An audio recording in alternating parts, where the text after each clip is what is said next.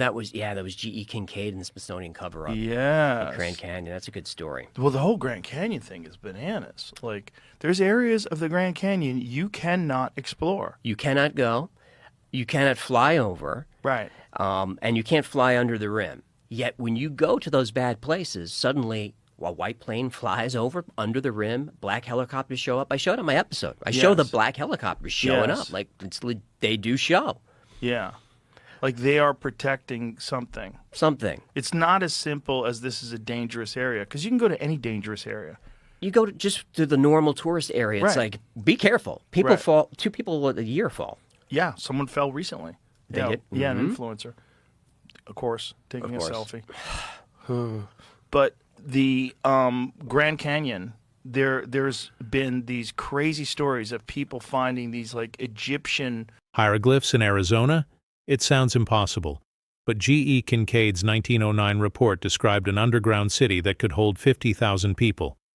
Today, the Smithsonian officially denies these caverns exist, yet the Forbidden Zone remains one of the most heavily guarded spots in the park. Is this a geological wonder or the ultimate archaeological cover-up? Let's dive back into the These evidence. caverns with like Egyptian artwork and hieroglyphics and these stories of artifacts that have been removed from there. So the story is, it shows up, I believe, in like the Phoenix Gazette. It's 1903 or so. And the explorer is G.E. Kincaid, and he's going down. He's looking for gold deposits or whatever. This is just before Teddy Roosevelt made the Grand Canyon a preserve. He was a naturalist, so he finds these steps that are clearly man-made. Explorer G.E. Kincaid claimed the cave entrance was nearly 2,000 feet above the riverbed, hidden behind a sheer rock face. Many believe the citadel is located near Marble Canyon or the Quagant Rapids, where modern hikers have reported being turned away by soldiers in ghillie suits. Is this just a dangerous cliffside, or is that dark opening in the rock the door to a history we aren't allowed to see?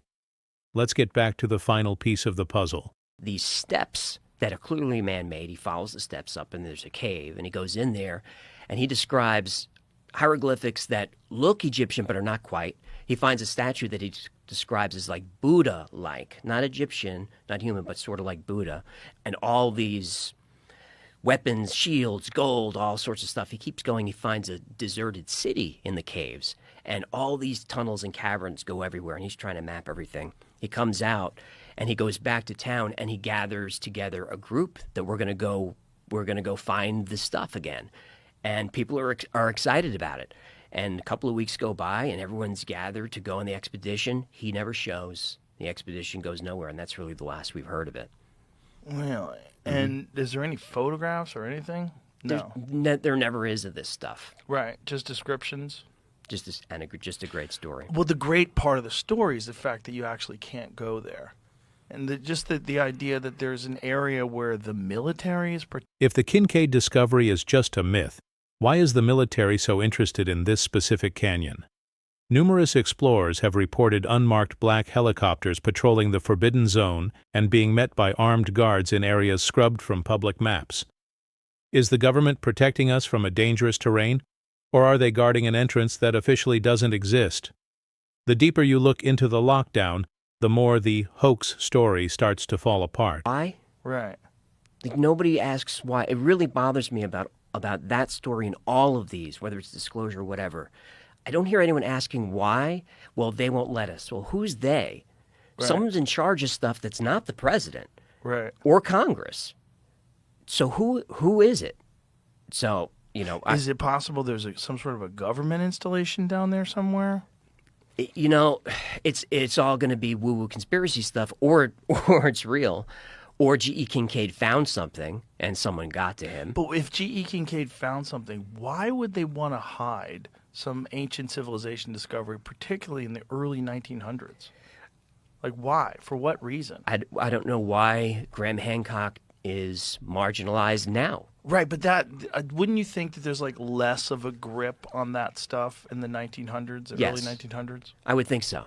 Yeah. So my guess would be treasure and money. That would be my guess. Is it shows up in the paper. This is where the trail goes cold. While the 1909 reports explicitly named the Smithsonian as the lead investigators, the institution now claims they have zero records of G.E. Kincaid or any Egyptian expedition. How do you lose an entire underground city? Critics argue that once the government realized the site could rewrite human history, the Forbidden Zone was created to keep the truth buried forever. Case closed, or just hidden. Let's see what they took. The government goes down there like, there's a lot of stuff down here. Let's grab it. Send it to the Smithsonian, who keeps 99% of the stuff under wraps. They have, a billion items that nobody can see. And then that's the end of it. Yeah, but what the fuck? Which I would love to know the official reason. See if you can Google. Is there an official reason why you're not allowed to go to certain areas of the Grand Canyon? They use a VPN there, brother. The story, I was looking at an article about the original article, and it says that the two guys mentioned might not have even existed. Right. There's no evidence of them. G.E. Kincaid? And Right. another guy named S.A. Jordan. Oh, so it might be just a story that someone printed? Some horseshit? Yeah, when I was looking into one of these things before, I found something explaining that back in the early 1900s, when newspapers were a really popular thing to read, I don't know if it was like a game or if there was actual prizes people would play or amongst themselves to try to get fake stories printed. When G.E. Kincaid realized the scale of his discovery, he called in the big guns. Enter Professor S.A. Jordan, a senior archaeologist reportedly sent by the Smithsonian to lead a team of 30 researchers into the canyon. Together, they supposedly spent months cataloging artifacts that shouldn't exist in the Americas. But here's the kicker. The Smithsonian now claims neither man ever existed. Were they real pioneers, or ghosts created to sell a story? If you could get the craziest story printed, you win like $500 or... I might be wrong, but I think Jordan was connected to the Smithsonian, at least according to the story. I pulled this from the Smithsonian debunk, which, I mean, obviously they would if this is the way we're going to go with it, but them debunking this, and they gave two links, one to the original 1909 article and one to a 2008 update, and that's where I was pulling that from. I don't trust the Smithsonian. They're exempt from all kinds of stuff. Yeah? Well, there's a law passed not too long ago that if you have Native American artifacts that are important to that culture, especially burial artifacts, they must be returned. Unless you're the Smithsonian, then They're allowed to hold on to then them? you can make a case that you don't have to give it back. How do they have so much power? It's a government agency. Smithsonian is a government. Oh, I didn't even know. I thought it was a private agency. So there's no official story as to why this area of the Grand Canyon is off limits. For your safety, The is all Forbidden Zone, they call it. Yeah, that's all I can find. That's I'm looking fucking into weird. that. That's fucking weird. That this story comes from the very area that's forbidden. That's fucking weird. I think What are the odds? I you don't know? believe in coincidences, so a lot of these stories come from places you just can't go. Has anybody tried to hike in? All the time. Wear Or camo? raft in Yeah, did they get busted? and busted, yeah, and arrested. Really? Is it safety or a cover-up? In 2026, drone flights are strictly banned and hikers in the Forbidden Zone report being met by unmarked security. Is the government protecting us from the terrain or guarding a history they officially claim doesn't exist? The enforcement is the proof. You could find Fuck, you could man. find online. I wish I knew the names of a team that went up there. That's who found the black helicopters, and I used them in the video, and I credit them. So you can find their videos. They're up there for an hour and a half, trying to find stuff. And what they found up in that Forbidden Zone is anchored into the ground a giant hook, Right. or like a loop. Yeah. Like, I what saw would that. you use that for? And that would be to rappel down. That's the only reason that would be there.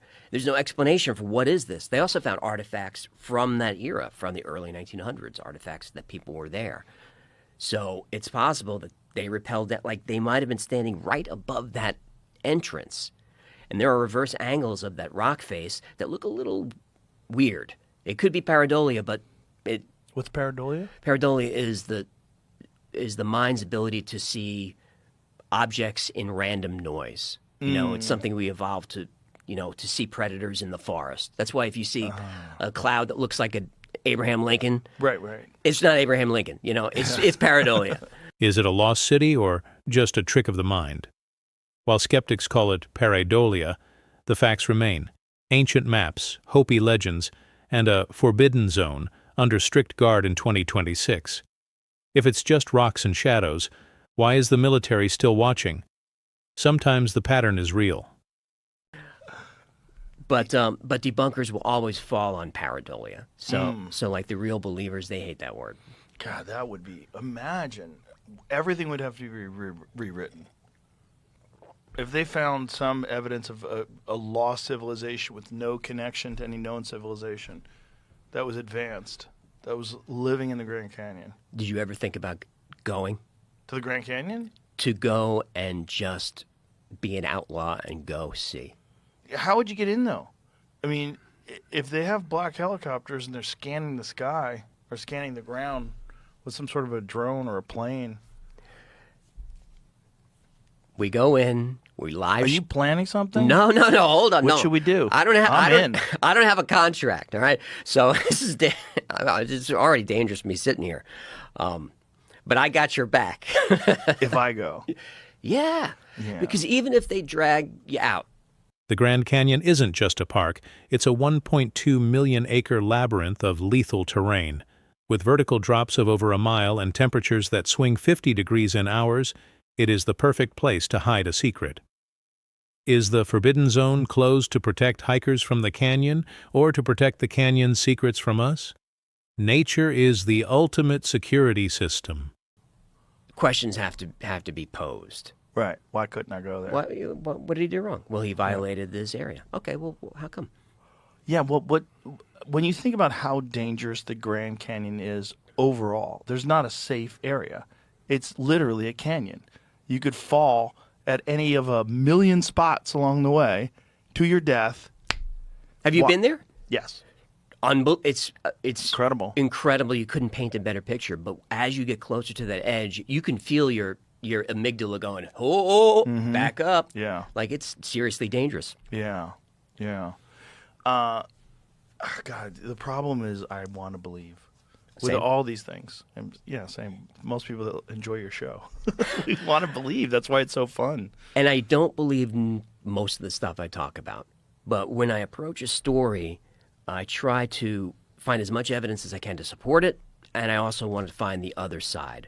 So that what we're left with is some truth. And not all stories can be fully debunked.